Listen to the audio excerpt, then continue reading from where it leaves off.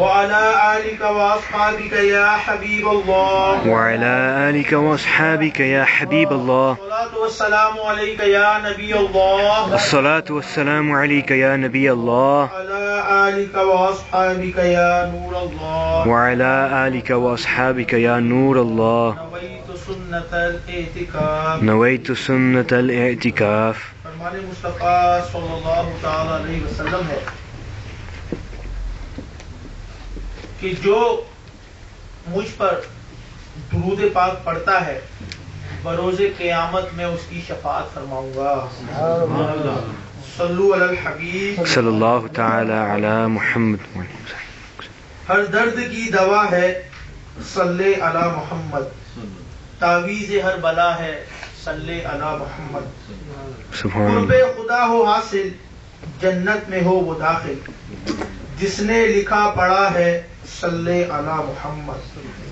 جنت مقام ہوگا دوزخ حرام ہوگا، اگر دل پہ لکھ لیا ہے صلی علی محمد. سبحان اللہ. اس کی نجات ہوگی رحمت بھی ساتھ ہوگی، جو پڑھ کے مر گیا ہے صلی علی محمد. سبحان جو درد اللہ. لا دوا ہو یہ گھول کر پلا دو، کیا نسخہ شفا ہے صلی علی محمد.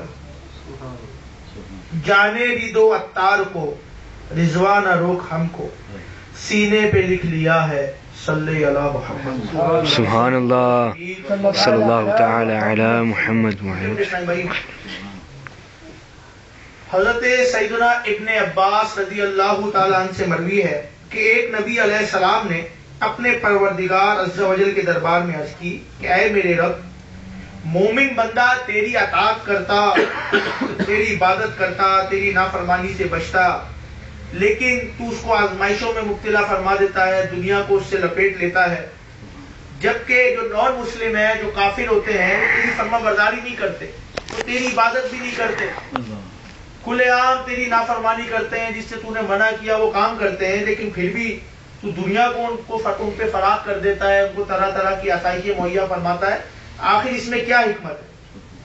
اللہ عز و جل نے وہی نازل فرمائی کہ بندے بھی میرے ہیں اور مصیبت بھی میرے اختیار میں ہے. جب نیک بندے مومن کے ذمہ گناہ ہوتے ہیں تو میں دنیا کو دور کر کے پریشانیوں میں مبتلا کر دیتا ہوں تاکہ یہ گناہوں کا کفارہ بن جائے، اور جب وہ مجھ سے ملاقات کرے تو اس کے ذمہ صرف اس کی نیکیاں ہوں، گناہوں کا بدلہ اس کو دنیا میں مل چکا ہو.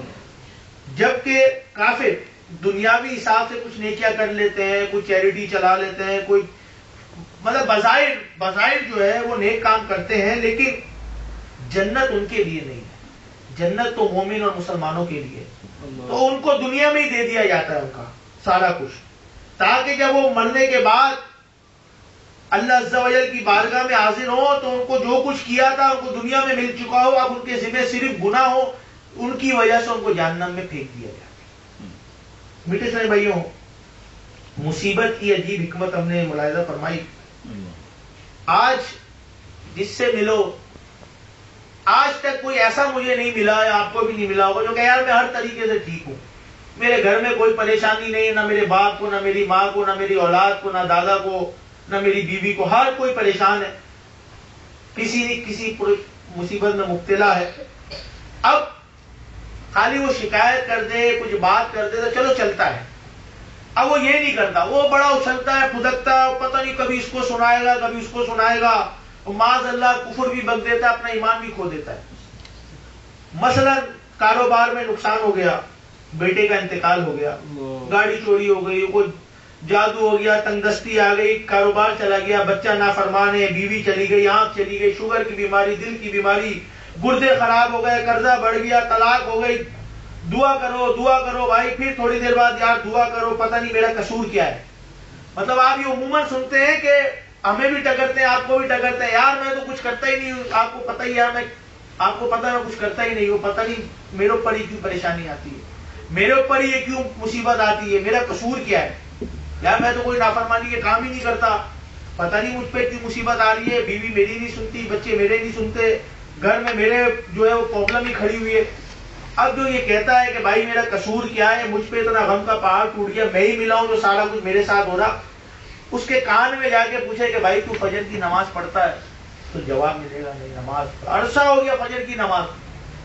فجر تو مطلب آپ جب مومن دیکھ رہے ہیں نا, نیک بندے, وہ فجر کی نماز مسجد میں دیکھا کریں تو پتہ چل جائے گا کہ ہماری مسجد میں کتنے نمازی ہیں. وہ پتہ ہو جمعے میں تو ہر کوئی دکھے گا, وہ اس لیے دکھتا ہے کہ لوگ کہیں گے جمعہ نہیں پڑھتا, بس یہ وجہ ہے. ورنہ دیکھنا ہے نا صحیح نمازی تو فجر کی نماز میں دیکھیں کہ فجر میں کتنے نمازی دکھتے ہیں آپ کی مسجد میں.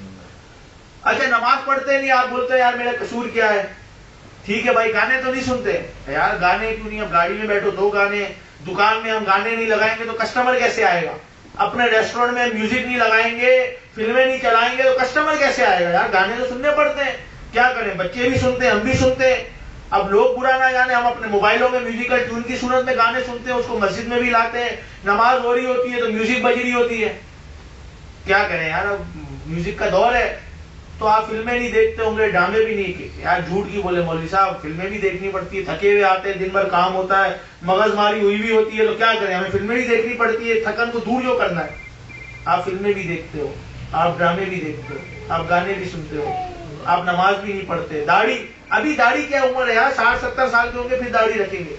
ابھی داڑھی, ابھی تھوڑی ہمارے اوپر کوئی داڑھی آ گئی معذرت, ابھی تو میرے عمر ہے یار, ابھی تو 40-50-30 سال کا ہو. داڑھی تو جب بڈھا ہو جاؤں گا جب رکھوں گا, ابھی تھوڑی میں مسجد میں آ جاؤں گا آپ کے ساتھ. جھوٹ تو آپ بولتے نہیں ہوں گے, جھوٹ یار, جھوٹ تو جھوٹ بولے بغیر کاروبار تھوڑی چلتا ہے. باسی مال تازہ کہیں, پرسوں کا خریدا ہوا آج ہی خرید کے لایا ہوں بھائی, آج ہی مارکیٹ سے لایا ہوں. یہ لو, یہ سبزی آج ہی لے کے آیا ہوں, 3 دن پرانی پڑی ہوگی. گوشت ہفتے کا فریج میں پڑا ہوگا بھائی, آج ہی لایا ہوں. یہ تو جھوٹ کے بغیر کام ہی نہیں چلتا. غیبت پتہ ہی نہیں ہوتی کیا ہے, حسد پتہ ہی نہیں کیا ہوتی, تکبر پتہ ہی نہیں کیا ہوتا, ریاکاری پتہ ہی نہیں کیا ہوتا. والدین کو تو نہیں ستاتے, والدین نہیں یار, میں کیا, میں جاتا ہوں نا اپنے ماں باپ کے پاس, جب فادر ڈے ہوتا ہے تو باپ کے پاس جاتا ہوں فلاور کا پھول لے کے. مدر ڈے ہوتا ہے جب جاتا ہوں اپنی ماں کو منانے کے لیے, وہ بیچاری انتظار کرتے کرتے اس دنیا سے چلی گئی. اس بچے کے بعد ٹائم ہی نہیں ہے اپنے ماں باپ کے پاس جانے کا. فادر ڈے, مدر ڈے, یہ مسلمان نان مسلموں کے طریقے مناتا ہے, اور جب میلاد کی بات آئے تو پوچھتا ہے یہ میلاد کہاں سے آیا. اور یا کبھی تم نے یہ پوچھا یہ ویلنٹائن ڈے کہاں سے مناتے ہو تم, مسلمان ہی مناتا ہے ویلنٹائن ڈے. دیکھو اسلامی چینلوں کے اوپر جو اسلام کے نام پہ چل رہے ہیں, ویلنٹائن ڈے کے فلاور بھیجنے, ہاں جی اسلامی چینل پہ آ جاؤ. ویلنٹائن ڈے کے کیک بھیجنے, آج اسلامی چینل پہ آ جاؤ. ویلنٹائن ڈے پہ یہ بھیجنا, یہ بھی آ جاؤ. ان سے تو کوئی بھی نہیں پوچھتا بھائی یہ ویلنٹائن ڈے یہ مسلمانوں کا طریقہ ہے یا نان مسلموں کا. میلاد کی بات آ جائے کمیونٹی میں, جی میلاد کے لیے آ جائے, یار یہ کہاں سے آ گیا.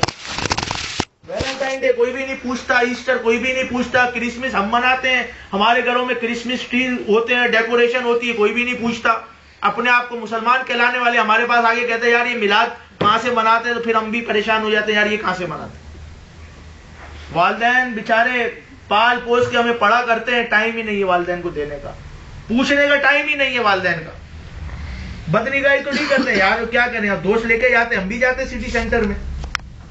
اب واقعی وہ پوچھتے یار واقعی تیرا قصور کیا ہے, تو نماز بھی نہیں پڑھتا, تو داڑھی بھی منڈاتا ہے, تو فلمیں بھی دیکھے, تو ڈرامے بھی دیکھے, تو والدین کو بھی ستائے, تو غیبت بھی کرے, تو بدنگاہی بھی کرے, تو جھوٹ بھی بولے, تو خیانت بھی کرے, تو حرام بھی بیچے, تو حرام کھائے, حرام کی طرح کپڑے پہنے, حرام کی طرف دوڑ کے جائے. غیبت کرنی ہو مسلمان کی زبان باہر آ جاتی ہے, کسی کی برائی سننی ہو ہمارے کان کھڑے ہو جاتے ہیں, بدنگاہی کی طرف مسلمان دوڑا ہوا جاتا ہے.